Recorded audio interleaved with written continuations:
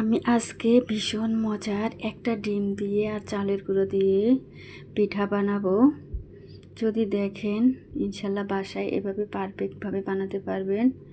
ফুল ভিডিওটা দেখবেন, আশা করি অনেক ভালো লাগবে।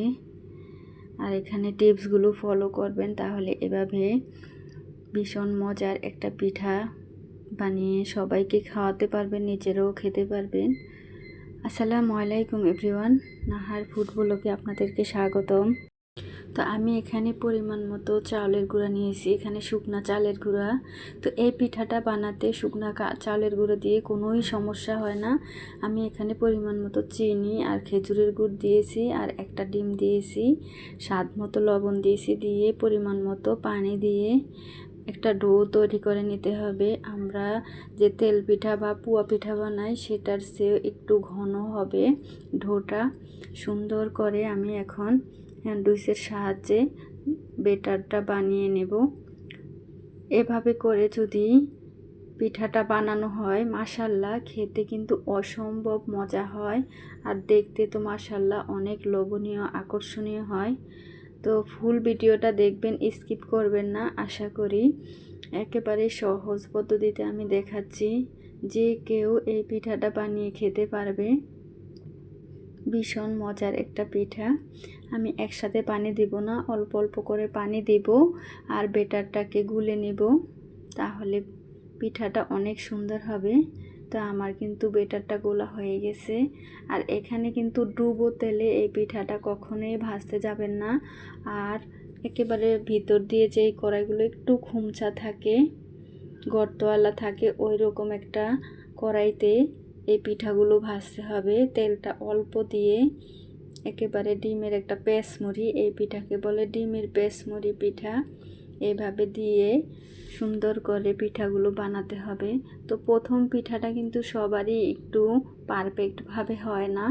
তো আমি প্রথম পিঠাটা একটু বানিয়ে দেখাচ্ছি আপনাদেরকে। এটা অতটা ফুলবে না, তাও আপনাদেরকে দেখাইতেছি। এটা বানাতে যে এত অল্প সময় লাগে, না বানালে আপনারা বুঝবেনই না। দেখতে যতটা সুন্দর হয়, খেতে কিন্তু তার চেয়ে বেশি মজা হয়। তো এই তো আমি কিন্তু আস্তে করে, দেখতেই পারছেন, আস্তে করে দিয়ে একটু ঘুরিয়ে পেস্টটা দিয়েছি। তো এভাবেই করে আপনারা এই পিঠাটা বানাবেন।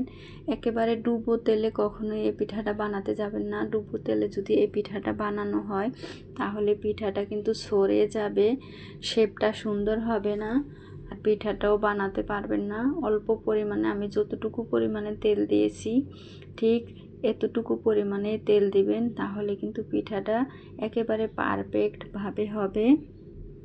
এটা দেওয়ার সাথে সাথে কলার মতো ফুলে ওঠে, এই জিনিসটাই আমার কাছে বেশি ভালো লাগে।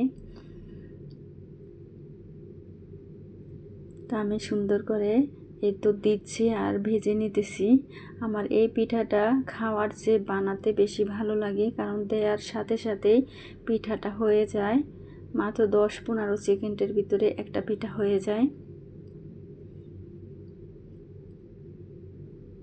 আর এটা তো গরম গরম খেতে অনেক বেশি ভালো লাগে। আর ঠান্ডা হওয়ার পরে যদি খান, মনে হবে কি কেক খাচ্ছেন, এরকম একটা স্বাদ হয় এই পিঠাটা।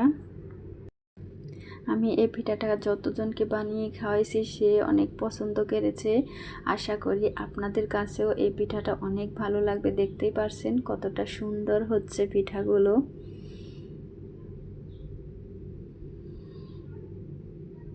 এই পিঠাটা কেউ আগে কখনো খেয়েছেন কিনা কমেন্ট বক্সে অবশ্যই জানাবেন। আর আমার চ্যানেলটা যারা এখনও সাবস্ক্রাইব করেন নাই, প্লিজ চ্যানেলটা সাবস্ক্রাইব করে একটা লাইক দিয়ে পাশেই থাকবেন, তাহলে আমি নতুন ভিডিও ছাড়লে আপনার নোটিফিকেশন পেয়ে সময় সুযোগ করে দেখে নিতে পারবেন। এরকম একটা ভীষণ মজার পিঠা যে এত অল্প সময়ে বানানো যায়, না বানালে আপনারা বুঝতেই পারবেন না। বাসায় একবার হলেও এভাবে ট্রাই করবেন। আমি ফুল ভিডিওটা দেইনি কারণ অনেক বড় হয়ে যাবে, আপনাদের কাছে ভালো লাগবে না। বেটারটা কিন্তু আমি বারবারই বলে দিচ্ছি, আমরা যে তেল পিঠা বানাই সেটার সে আরও ঘন হবে। তো এই তো দেখুন মাশাল্লাহ আমার সবগুলো পিঠা মাত্র 10 মিনিটও লাগে নাই। 10 মিনিটের ভিতরে কিন্তু আমি অনেকগুলো পিঠা বানিয়ে নিয়েছি। প্রত্যেকটা পিঠাই অনেক সুন্দর হয়েছিল আর অনেক লোভনীয় হয়েছিল, আর খেতে তো মাশাল্লাহ অসম্ভব মজা হয়েছিল, সেটা আর বলার কিছু নেই। আমরা এই পিঠাটা শুকনো চালের গুঁড়ি দিয়ে বানাতে গেলে কোনো রকমেরই সমস্যা ঝামেলায় পড়তে হবে না, কারণ এখানে আমরা যেহেতু ডিম দিতেছি সেজন্য পিঠাটা একেবারে পারফেক্টভাবে হবে। কোনো রকম ঝামেলা ছাড়াই বানিয়ে নিতে পারবেন। যে কখনো পিঠা বানাননি সেও কিন্তু এই পিঠাটা বানিয়ে নিতে পারবেন। শুধু একটু ডোটা একটু ঘন রাখতে হবে। আমরা যে পুয়া পিঠা বানাতে গেলে, চিতই পিঠা বানাতে গেলে শুকনো চালের গুঁড়ি দিয়ে অনেক রকমের সমস্যা হয়, সেই সমস্যাটা ফেস করতে হবে না।